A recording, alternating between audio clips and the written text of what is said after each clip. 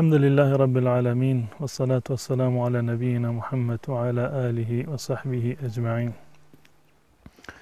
بینندگان عزیز و ارجمند، همه می دانیم که الله متعال کتاب آسمانی قرآن را به عنوان آخرین پیام خودش توسط رسول الله صلی الله علیه و سلم برای من و شما فرستادند.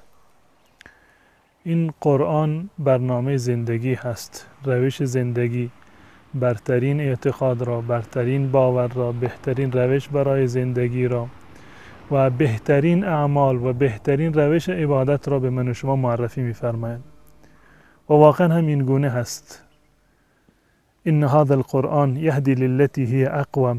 این قرآن انسان را به بهترین ها راهنمایی می‌کند. قل هو للذین آمنوا هدی و شفاء. این قرآن برای مؤمنان هم هدایت هست و هم مایه شفا هست.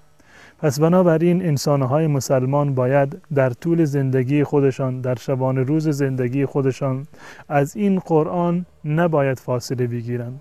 این قرآن را همیشه باید در کنار خودشون داشته باشند، مطالعه بکنند، بخوانند و احکام زندگی خودشان را و شرع خودشان را و برنامه زندگی را باید از این قرآن دریافت بکنند. این وظیفه هر مسلمانی هست که بر اساس دستورالعملی که الله متعال داده، بر اساس فرامینی که الله متعال توسط رسول الله صلی الله علیه وسلم به من و شما ابلاغ کرده و در این کتاب جاودانی ثبت شده، باید زندگی خودمان را بر این اساس بگذاریم.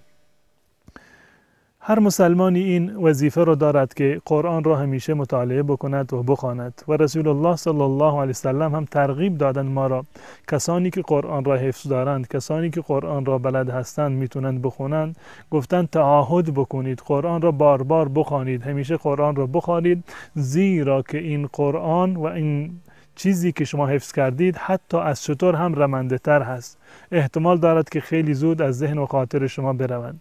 رسول الله صلی الله علیه وسلم در روایتی که متفق علیه هست، حضرت ابو موسی اشعری رضی الله تعالی عنه روایت فرموده، کسانی را که قرآن میخوانند یا قرآن نمیخوانند برایشون مثالهایی رو بیان فرمودند. ایشان میفرمایند که مثال مسلمانی که قرآن میخواند و مسلمانی که قرآن نمیخواند چی هستند؟ فرمودند مسلمانی که دائما قرآن را تلاوت می کند و قرآن را می خواند مانند نارنج هست، که مثل الاترجه، مانند نارنج هست که هم بوی خوشی دارد و هم طعم خوشی دارد.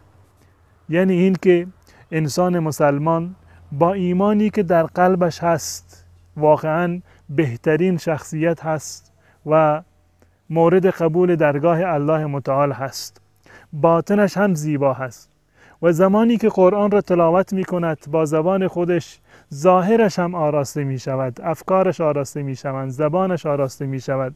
پس بنابراین مسلمانی که قرآن را همیشه می خواند و ختم می کند مانند نارنجی هست که هم طعم خوشی دارد و هم بوی خوشی دارد. اما مسلمانی که قرآن را نمی خواند، ایمان دارد، قلبش زیبا هست، آراسته هست با نور ایمان، اما قرآن نمیخواند، رسول الله صلی الله علیه وسلم میفرمایند این مسلمانی که قرآن نمیخواند مانند خرما هست که طعم شیرین هست، لذیذ هست، اما بویی رو ندارد. پس بنابراین انسان مسلمان هم باید ظاهرش آراسته باشد و هم باطنش. مانند برترین مثالی باشیم که رسول الله صلی الله علیه وسلم داده، هم ظاهر ما عطرآگین باشد با عطر قرآن و هم باطن ما آراسته به نور ایمان باشد. در کنار مثال هایی که رسول الله صلی الله علیه وسلم برای مسلمان زدند، مسلمانی که قرآن میخواند و مسلمانی که قرآن نمیخواند، دو مثال دیگر رسول الله صلی الله علیه وسلم برای منافقانی زده که قرآن میخوانند و قرآن نمیخوانند. آن دسته از منافقان که ظاهرا قرآن را تلاوت میکنند و آن دسته از منافقانی که با قرآن سر و کار ندارند. رسول الله صلی الله علیه وسلم فرمودند مثال منافقی که قرآن را میخواند مانند ریحان هست.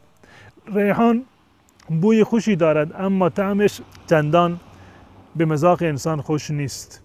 ظاهرا قرآن میخواند، آوازش و صدایش صدای قرآن هست، اما باطنش چون که از نور ایمان خالی هست هیچ گونه طعمی و هیچ گونه آرایشی رو ندارد. پس بنابراین منافقی که قرآن میخواند مانند ریحان هست که بوی خوشی دارد اما طعمش خوش نیست.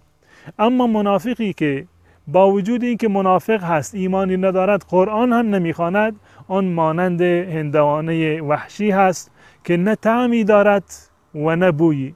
نه بویی دارد که بویش خوش باشد مردم از بویش استفاده بکنند و نه طعمی دارد که مردم بتوانند از آن بهره ببرند، بلکه طعمش بسیار تلخ و ناگوار هست. پس بنابراین انسان مسلمان همیشه باید سعی بکند آنگونه که رسول الله صلی الله علیه وسلم توصیه فرمودند همیشه قرآن را تلاوت بکند تا این که هم ظاهرش اطراگین به قرآن باشد و هم باطنش با نور ایمان منور باشد.